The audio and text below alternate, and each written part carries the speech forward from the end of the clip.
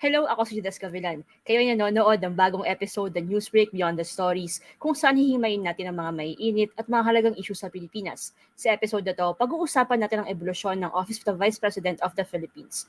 Kung susundin ang 1987 Constitution, talaga nga namang spare tire lamang ang Vice Presidente. Ibig sabihin, ang kanyang pangunahing mandato ay punan ng iyong espasyo na kung may mangyari man sa Pangulo natin.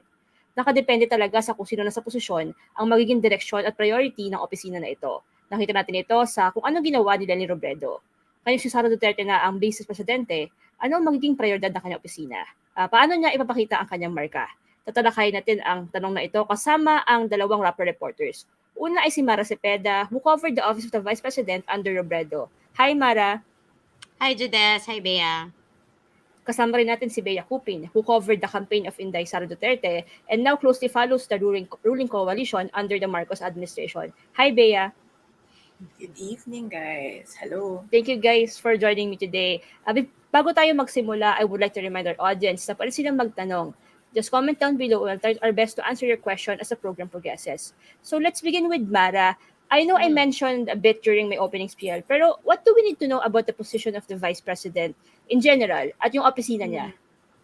Ang Office of the Vice President, it's really, a spare tire position. If you just look at the 1987 Constitution, ang trabaho ng Vice Presidente ay to act as the president when the duly elected president of the country gets sick, gets incapacitated, is ousted, or namatay.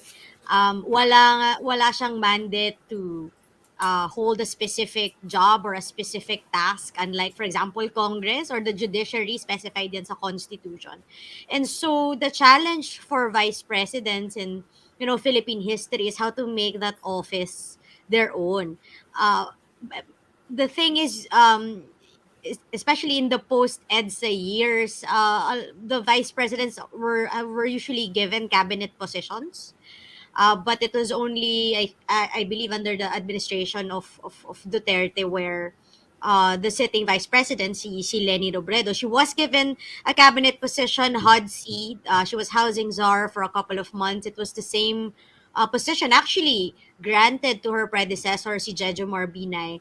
But hindi rin tumagal dun si Robredo because eventually she was eased out of the cabinet meetings of Duterte, and that forced her to resign. And so, in a way, that challenged Robredo to make the office of vice president her own.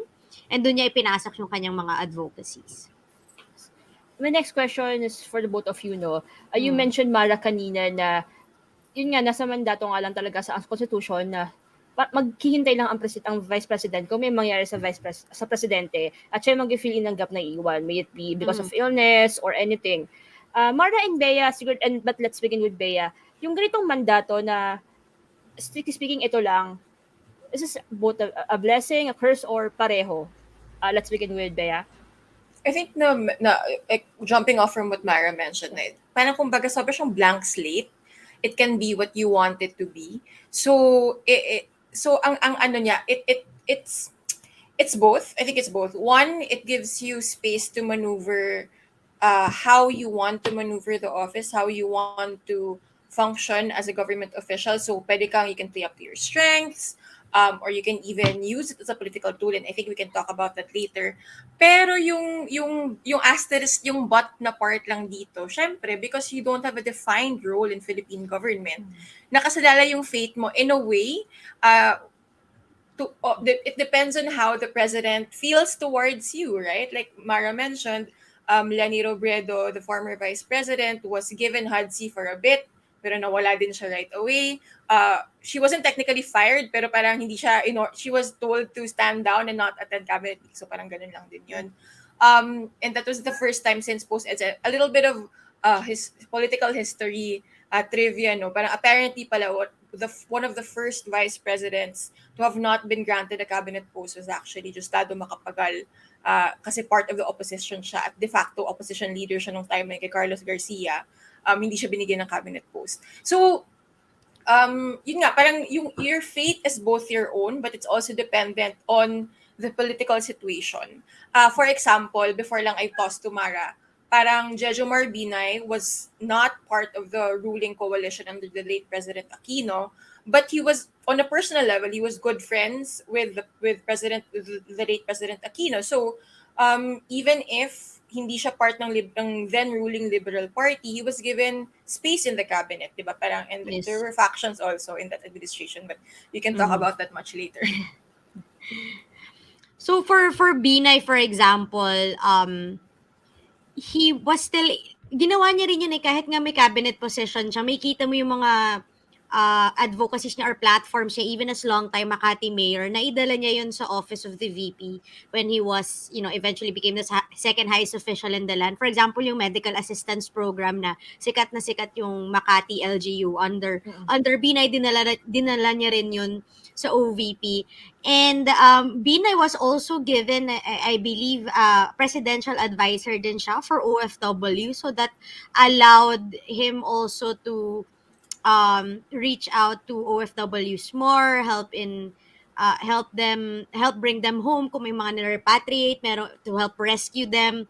And in a way na naging advantage din yun ni Binay, and eventually nagamit niya rin sa kanyang presidential run, though of course he didn't win. For Robredo naman, she managed to use the fact that she didn't have a cabinet post to really just focus on her anti-poverty program, Angat Buhay. And we know na by now that that program eventually became a platform for the office of the VP to link private companies to communities in need.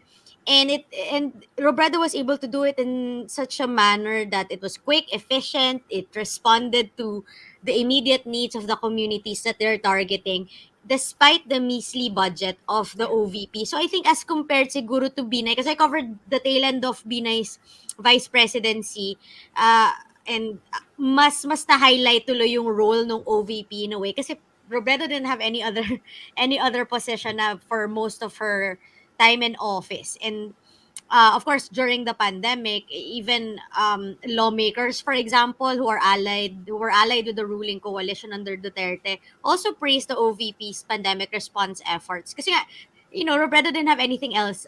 Parang for her, one of her personal goals talaga for the OVP was to turn it into a mere ceremonial office, into an advocacy-driven one. And to be fair to the former vice president, nagawa naman niya yun.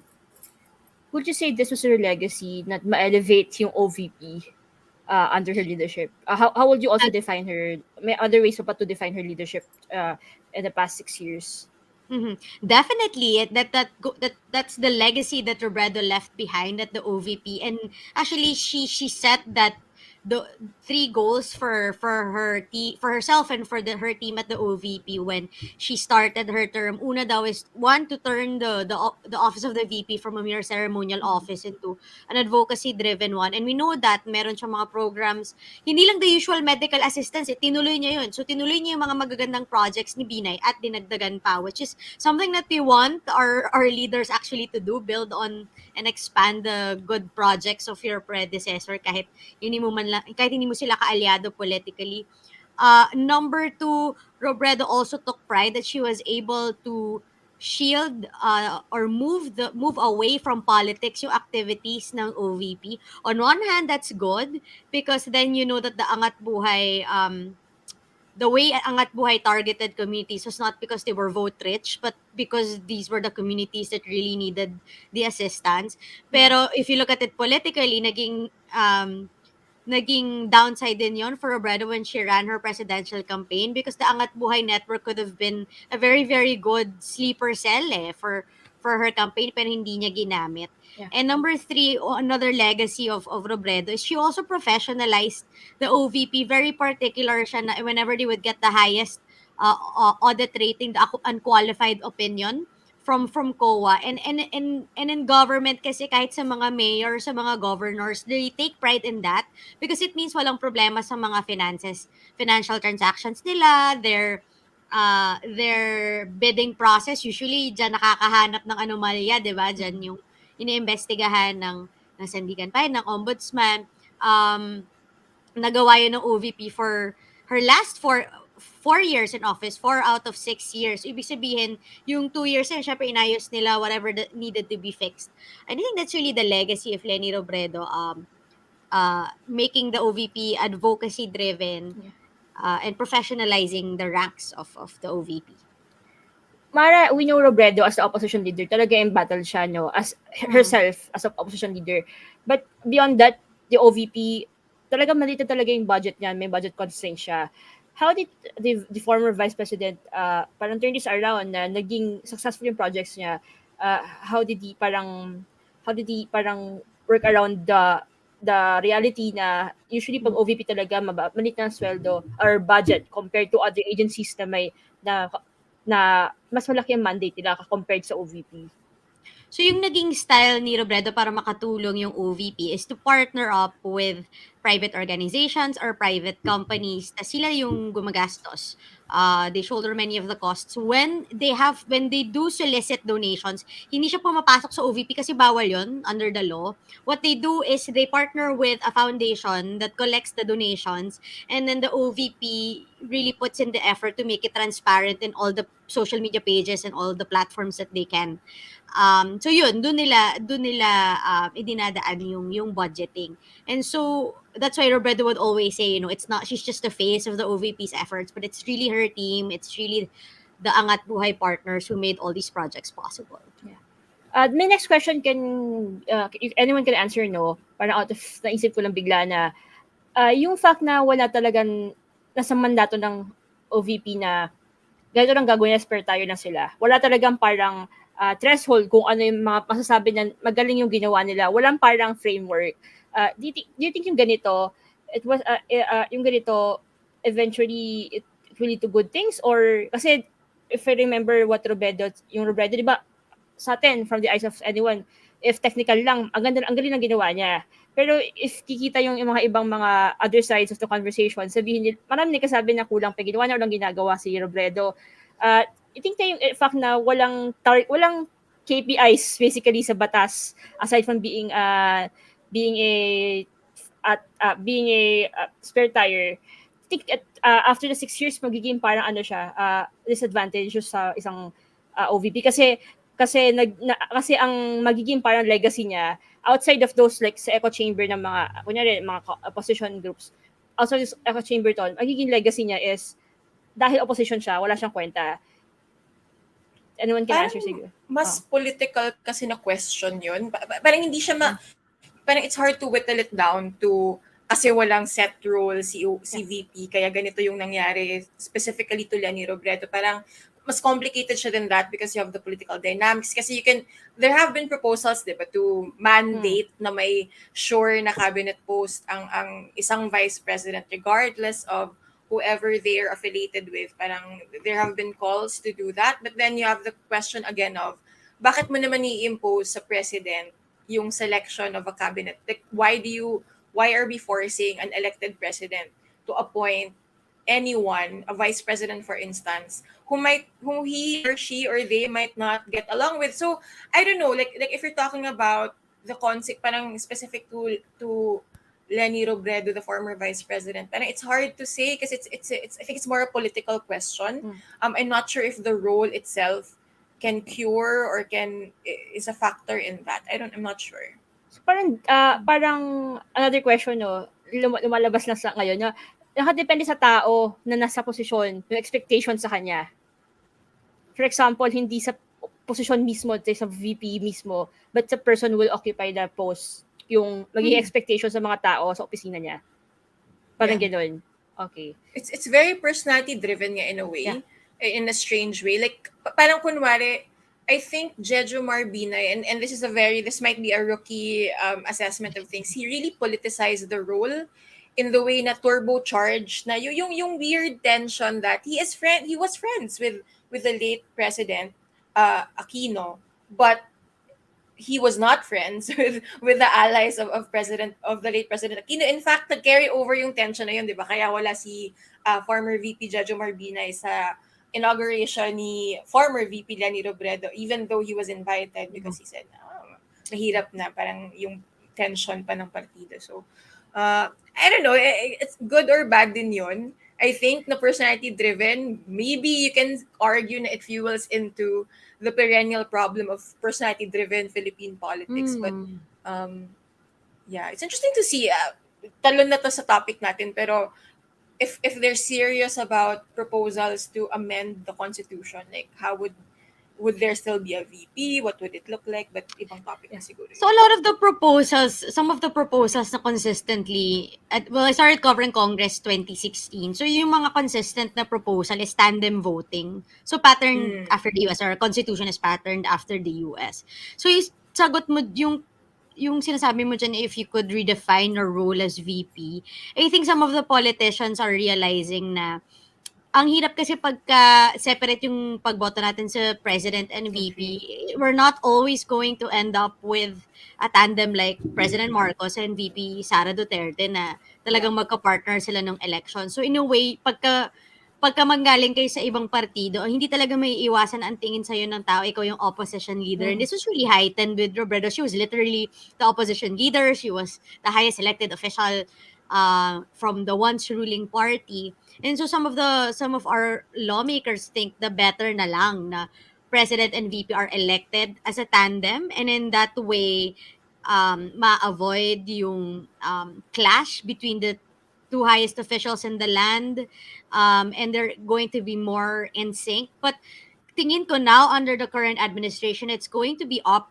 to Sara Duterte how she would redefine that role. And I think we really have to point out, kung mandate lang yung pag-uusapan, mas malaki yung mandato niya kaysa dun sa ating pangulo. And so people are really, and she and many of her supporters wanted her to run for president. Yeah. And so it would be very interesting how she's going to make the vice presidency her own. Is she going to use that as a to make a political statement against or for in support of the president, or she's just going to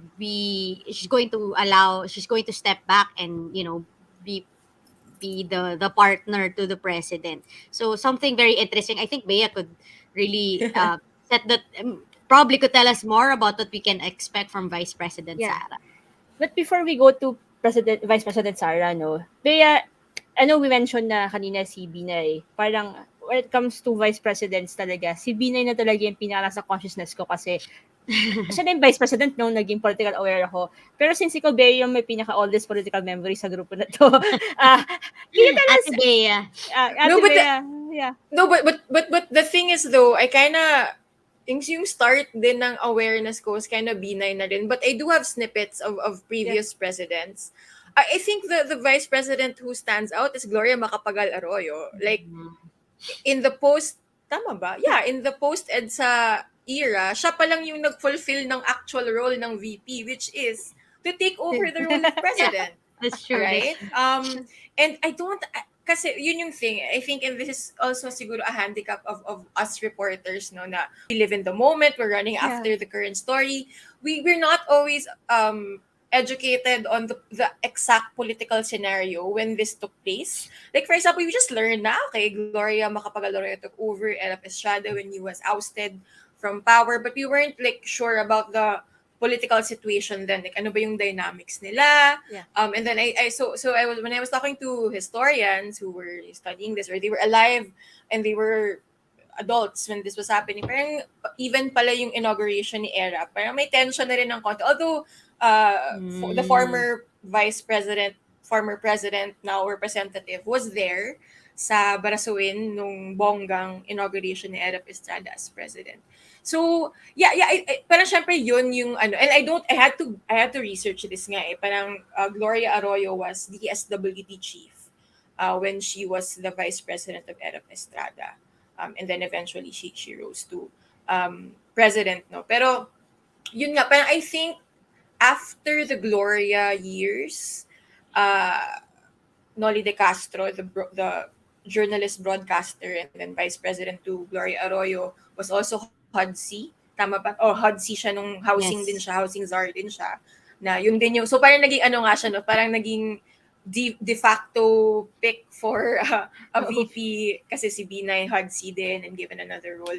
But I think with Sarah, now that she is the DepEd chief, parang after the Gloria era, ito na ulit yung sobrang prominent na post Yeah. in government of a sitting vice president.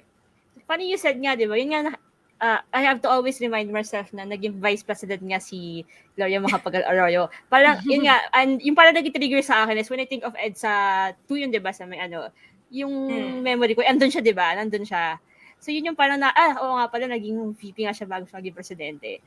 So, but I always forget na kailangan ko pang maalala agad para isipin pa, sinong VP niya? Kailan naging VP si Sofisto Ginggona? Yeah. So, parang mga ganun. So, ayun, parang Binay talaga yung main ka na, ito yung role ng VP. Pero, Bea, you mentioned na si Inday Sara Duterte, no? So, can you tell us, ano yung pagiging priority niya as OVP muna? What can we expect from her? Okay, siguro a little backtracking from the 2022 campaign. No? Parang it was a little awkward for her kasi I think we've talked about this over and over again that sobrang sa huli na nilabas ni President Bongbong Marcos, then a candidate, yung platform niya. And even then, it was just through a series of campaign platform videos, quote unquote, na quick snippets lang of what he intended to do. Eventually, paunti-unti nag-roll out sila ng plans. But from the very beginning, Sara Duterte was clear na 3 yung priorities niya. Safe, peace and order, post-pandemic economic recovery. Pero yung pag-encapsulate niya doon ay hindi na tayo mag-shutdown ulit, magla-lockdowns ulit kasi meron namang vaccines and education. Although hindi pa at that time kasi yung sabi-sabi she wanted the defense post. Pero looking back, nga pala, parang she always emphasized the importance of education in the context of development in the Philippines, no. So Sara Duterte, her priorities as OVP, that's the thing. Although she has opened satellite offices, that was what happened over the weekend after their term started rather. Nag-activate na siya ng 6 na satellite offices around the country. 1 in Luzon, and then I think there are more in Visayas than in Mindanao. Or I have to double check yung pag-distribute na, no. We can't deny the fact that the chunk of her time needs to be devoted to DepEd kasi napakalaking challenge for DepEd in itself is such a challenging role. What more when you're in the middle, like you're still in the middle of a pandemic tech, diba? Na although you have vaccines, you're still recovering and you haven't returned to 100% face-to-face classes, and that's the focus. And then I think naging halata yon na sobrang laki ng role niya kasi after the economic situation in the Philippines, second priority ng first cabinet meeting ni President Marcos was the return of face-to-face classes. And in fact, when he talked about the pandemic and when we talked about transportation, yung lens niya ay through the return to face-to-face classes. So sobrang andun pa rin ulit na Vice President Sara Duterte can make the OVP, can shape it the way that she wants. But I think, I cannot speak for her obviously, but like if you look at it, syempre her time, her efforts need to be poured into the DepEd talaga. You mentioned kanina yung about sa satellite offices, no? Can you tell me ano rational nito? I know you mentioned even before she won na nasa planta ata nila talaga yon, or mas heighten yung presence ng OVP sa iba't ibang regions or provinces. Pero do you think this is a good move? Considering you said kanina na talagang parang much of her time or resources ay mapupor sa as DepEd secretary. Honestly, kung kaya, hindi naman siya yung magmamando ng satellite office na to. Yeah, Pero, if her team can pull it off, ang laki ng potential ng satellite office to because of several reasons, no? So, the proposal nga to open satellite offices was a very early proposal, although back then, hindi clear kung ano bang gustong gawin ng satellite office na to. Basta lang daw, they want to bring services of government to, para hindi na daw kailangan pumunta ng Metro Manila. Which you can argue, di ba may regional offices naman talaga yung mga iba't ibang departamento, tas meron pa yung mga, sa LGU itself, di ba may mga frontliner na mga offices dyan to address yung mga basic needs ng mga tao. And in fact, parang ngayon lang na-clarify what the satellite offices are for. So it turns out, parang ano lang, it's a way to extend the OVP program na all the way from former Vice President Jejomar Binay, burial assistants, medical assistants. But when I say grabe yung potential niya, we can't deny that again, nabanggit mo nga kanina, Sara Duterte was the leading presidential candidate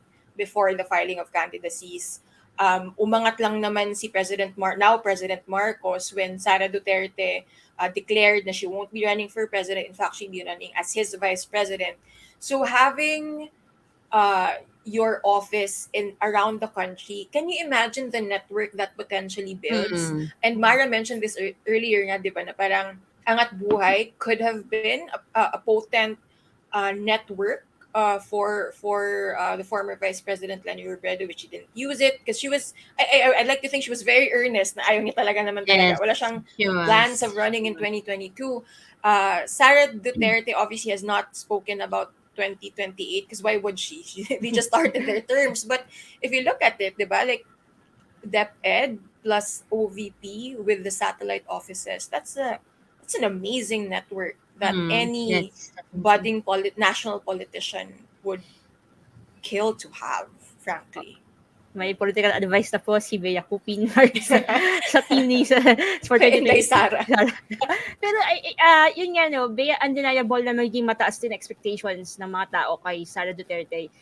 Outside siya ang laki ng mandate na, ang laki ng votes niya ng election. But also kasi yung OVP, undeniable talaga, ang galing ng ginawa ni Robredo doon sa opisina na yun. No? As mentioned nga kanina talaga na na-highlight talaga yung OVP under her leadership. Do you think pa yung thinking ni VP Duterte ganito na I need to achieve or surpass what Robredo did for me to make my mark, or wala sa thinking na yun, I'll do my own job, or can we expect a different approach? I'll approach it through the lens of which Sara Duterte has processed the fact that she has a father who is a giant figure who came before her. And in fact, di ba, parang mayor of Davao dati si Rodrigo Duterte, she inherited, that's just a bad word, but in effect, she did inherit that post, right? You always feel a sense in Sara Duterte that she does want to create her own mold. Parang in the context of the Davao City Hall, di ba? Parang I wouldn't say overhauled, but she brought in her own people. She wanted to make it distinct that this is the Sara Duterte brand of government. And I might share in that I'm also a Duterte. I carry with me the Duterte brand, but the Sara Duterte brand is not the same as the Rodrigo Duterte brand. So it's going to be interesting how she'll mold the OVP. It's at the same time, mahirap siya ha.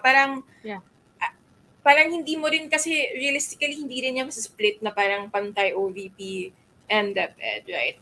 Again, given the context of ang laki ng expectation sa DepEd, ang laki ng burden, ang laki ng to-do list, ang haba ng to-do list ng DepEd. So, she actually hasn't been granting media interviews since she was inaugurated.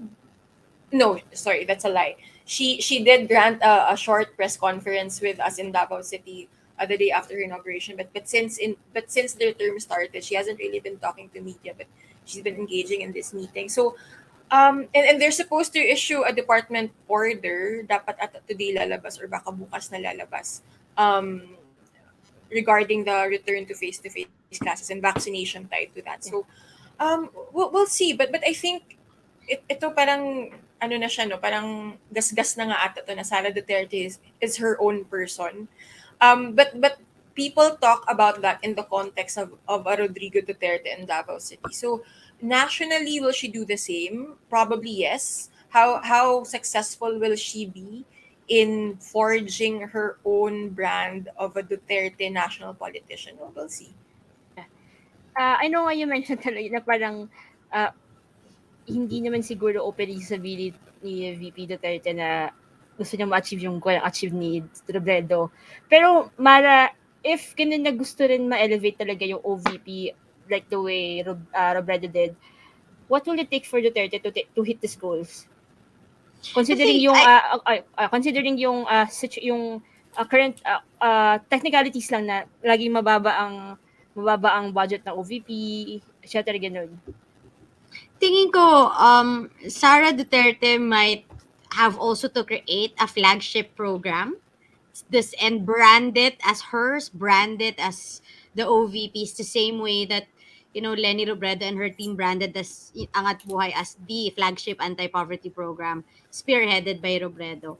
And if they're able to do that, very well, madaling ma-identify yun. And here's the thing, Sara Duterte is very strong politically, so whatever Yeah. program she's going to launch at the OVP, it's going to resound across the provinces because it's Sara Duterte.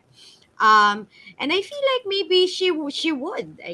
I feel like maybe she probably would launch her own program, but we'll have to see how exactly she would do it.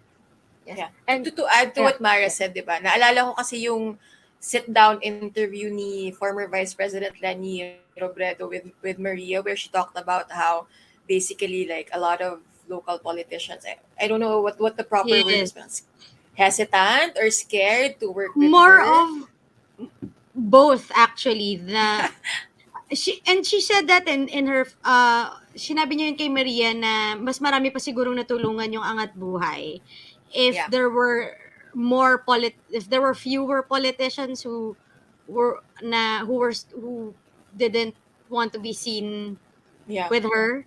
Mm. But the thing is, everybody loves Sarah, right? Yeah, So, exactly. pagka nag-launch siya ng program sa OVP, baka magkakandara pa yung mga politiko na yan, gusto namin makipag-partner din, which is good for the country, right? If it's going to be Yeah. a good program. Yeah. So, Parang if you think about it, sorry, go ahead. No, go ahead.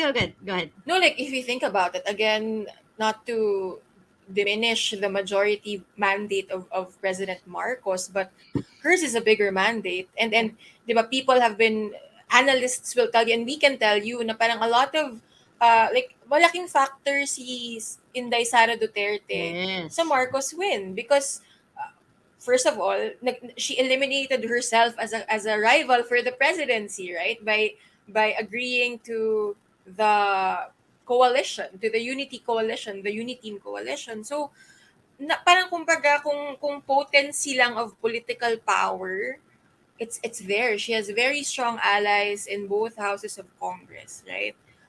Both as a member of Lakas CMD and by just simply being Sara Duterte at this point. For my last question for Mara, Bea, may isa pa akong tanong sa'yo. Pero, Mara, sabi mo kanina you covered the OVP for 6 years, then the tail end of the Binay VP term. What's your biggest takeaway from covering the OVP for many years? Even if it's a spare tire position, it's up to the vice presidents themselves to make it their own. And they can use that either to help the people or they can use that as a political vehicle to eventually become president. Let's face it, the moment you become VP, everybody's going to think that you're probably going to aim for the presidency. Kasi parang doon ka na isang step ka na lang di ba? And so, I've covered two people. One really wanted to be president as a child. The other one had no ambitions to become president but was called to run for the position. And if you are vice president, you actually have the potential machinery or you have the means to make such a machinery in the next 6 years so that when you do run your presidential campaign, na-set up mo na yon. Yeah. But ano rin you're going to be a target just because you're the vice president. That happened to Binay, that happened to Robredo. Regardless of whether in the case of Binay, he declared early, Robredo declared late, but she was still attacked. So when you're the VP, you're in that position that makes you a potential target for political rivals. So, nasa sayo yon. Gagamitin mo ba yung posisyon na yon to eventually propel yourself to the presidency? Or are you just going to focus on whatever advocacy you've decided to champion for as vice president? And at least with the two VPs, may mga parallelism sa storya nila, pero makikita mo na kung saan sila nag-iba. Yeah. So, it's very interesting for me. Fun to cover the VP actually. Bea naman, from our discussions din talaga, so ang daming ganap sa buhay ni VP Duterte. Ang dami niyang ganap, aside from being a key political figure on her own, siya yung maging VP and maging Deputy Secretary. What can possibly derail whatever VP Duterte wants to do for her office? Do you think na if hindi magawa na maayos, yung fact na ang dami niyang ganap might possibly be disadvantageous? Yeah. Siguro not just for Vice President Duterte, but even for President Marcos also. Huge mandate. First time nagka-majority elected president and vice president. Yes, that's a flex, but it also puts pressure on them to maintain that political power. Ang aga pa to talk about that, it's only, what day is it? Nawawala na ako sa, July 6, right? Isang linggo pa lang. Parang wala pang, sorry, medyo nakakangarag kasi pala ang Malacanang, ngayon ko lang nare-realize. Pero parang yun nga, parang that's also a lot of pressure because that's, you have to fulfill your promise to majority of Filipinos who hope against all hope on your promise of unity. So yun yung broad picture doon. Second is DepEd again, parang it's such a tricky role, right? A lot of things are being asked of you. It affects a lot of Filipinos, not just the students, but their parents, the teachers, the staff in the different schools around the country. So it's a daunting role. Not to say na hindi niya kaya, but like, di ba, parang kumbaga, ang taas ng, on top of that majority mandate, you have the gargantuan role as the education secretary in the Philippines in the middle of an education crisis. May issue pa of history, how history is being taught here, face-to-face classes, may pandemic, parang layer upon layer of challenges in the Department of Education. And then, jumping off also from, yes, Robredo has left behind high standards as the vice president, but yung malaking but dito, she's also been the target of relentless attacks, di ba? So kung popularity din, even if she performed well, you can't deny na, and the survey numbers will tell you this, di ba, na medyo hindi nagre-reflect, parang hindi kumbaga pantay yung perception sa performance. So that can be a good and bad thing for Vice President Sara Duterte because kumbaga numerically the standards are there, but she has the advantage of, again, wildly popular vice president. Her father, the former president, exited his presidency as the most popular president since surveys were being recorded. So that's also another thing going for her. Well, yung again, it's too early to talk about this. I think it's only been a week in the current administration, but there's always the threat, the possible. Kung mag-scenarios lang din tayo, what if she falls out of favor with the ruling coalition? Although she does, again, ulit-ulit tayo, may majority mandate. But at the end of the day, the President Marcos is the president, right? So parang he will still lead that ruling coalition. And even though, if you go talk about politics, mukhang lakas CMD, the party that Sara belongs to, will be the dominant party in the House.